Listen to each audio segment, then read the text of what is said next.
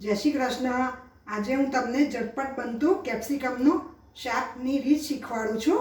જેના માટે જોઈશે કેપ્સિકમ, ચણાનો લોટ, મીઠું, ખાંડ, ટોપરાની છીણ, ગરમ મસાલો, હળદર, લાલ મરચું, ધાણા જીરું, આમચૂર પાવડર, શિંગદાણાનો ભૂકો, તલ, લસણ ના ખાતા હોય તેને સ્કીપ કરી શકાય, કોથમીર, હિંગ અને તેલ। તો ચલો હવે આપણે કેપ્સિકમનું શાક બનાવવાનું શરૂ કરીશું। સૌપ્રથમ આપણે મસાલો તૈયાર કરીશું।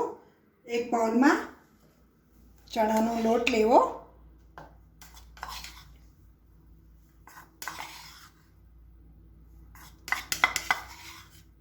4 ચમચી ચણાનો લોટ લેવો, જરૂર મુજબનું મીઠું લેવું,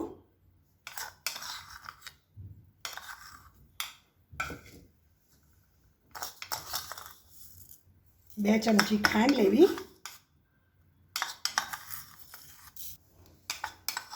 કોકોનટ પાવડર 2 ચમચી લેવો,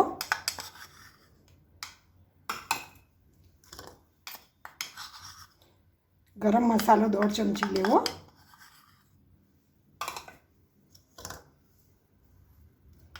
અડધી ચમચી હળદર લેવી,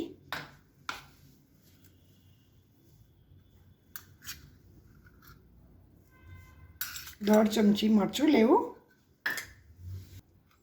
2 ચમચી ધાણા જીરું લેવું,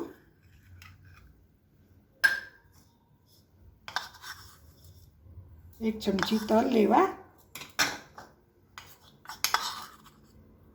આમચૂરનો ભૂકો 1/2 ચમચી લેવો,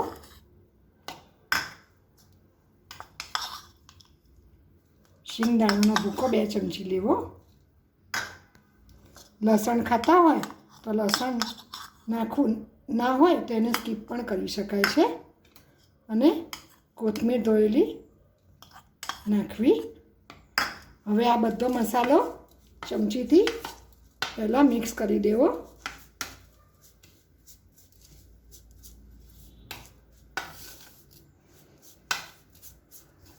હવે મિક્સ થયેલા મસાલામાં આપણે 2 ચમચી તેલ નાખીશું,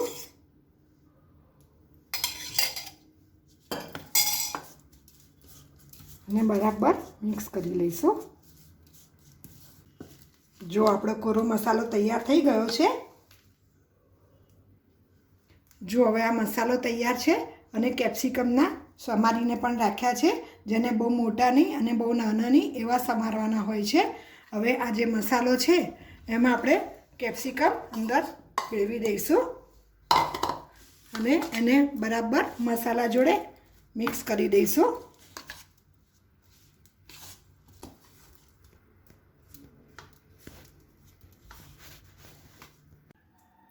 જો આ મિક્સ કરેલો મસાલો આપણે એક વાસણમાં કાઢીશું અને એને ઢાંકી અને કુકરમાં થોડુંક પાણી મૂકી અને આ વાસણ એમાં મૂકી ઢાંકી અને 3 સીટી થવા દઈશું। આ શાકમાં બફાતી વખતે બિલકુલ પાણી ના જાય એનું ધ્યાન રાખવું।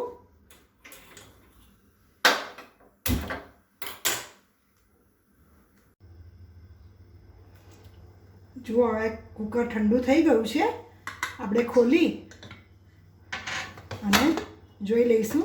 જો બિલકુલ પાણી ઉપર આવ્યું નથી, હર હંમેશા સાઈડને ઢાંકીને જ મૂકવું, અંદર પણ પાણી બિલકુલ ગયું નથી। હવે ગેસ ચાલુ કરી અને કઢાઈ મૂકી અને કઢાઈ ગરમ થાય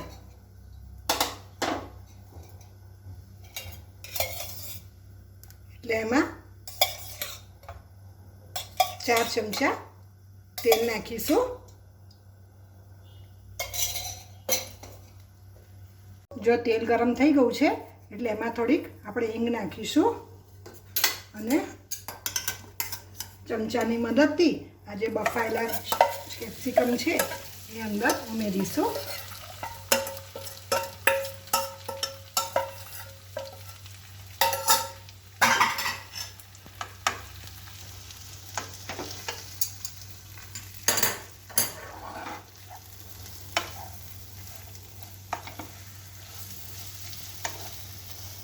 અને તબેથાની મદદથી બધું શાક હલાવી દઈશું.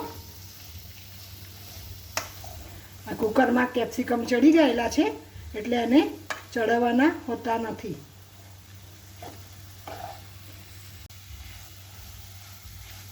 જો આ શાક તૈયાર થઈ ગયું છે. હર હંમેશ વઘારીએ ત્યારે ધીમો તાપ જ રાખવો, એનાથી મસાલા બળી જાય નહીં.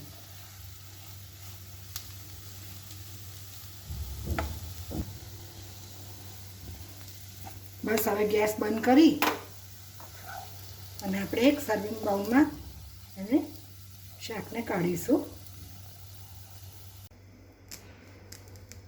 જો આપણું ઝટપટ બનતું કેપ્સિકમનું શાક તૈયાર થઈ ગયું છે, જેને ટોપરાની છીણ, શિંગદાણાનો ભૂકો અને થોડીક કોથમીરથી ગાર્નિશિંગ કરીશું. અને મેં ભાખરી સલાડ સાથે એને સર્વ કર્યું છે. આ શાક પૂરી, પરોઠા, ભાખરી, રોટલી બધાની સાથે ખૂબ જ સરસ લાગે છે. અને આ પાણી વગરનું શાક હોય છે, એટલે તમે 2 દિવસ એને ફ્રીજમાં રાખી અને એને વાપરી પણ શકો છો. આજે કેપ્સિકમનું શાક બતાવ્યું છે એ જ રીતના તમે ભીંડાની, બટાકાની, રીંગણની પણ ઊભી ચીરી કરીને પણ શાક બનાવી શકો. જો તમને મારો આ વિડીયો ગમ્યો હોય તો વિડીયોને ચોક્કસ લાઈક કરજો, તમારા રિલેટિવ સાથે શેર પણ કરજો અને મારી ચેનલને સબસ્ક્રાઈબ કરવાનું ભૂલશો નહીં.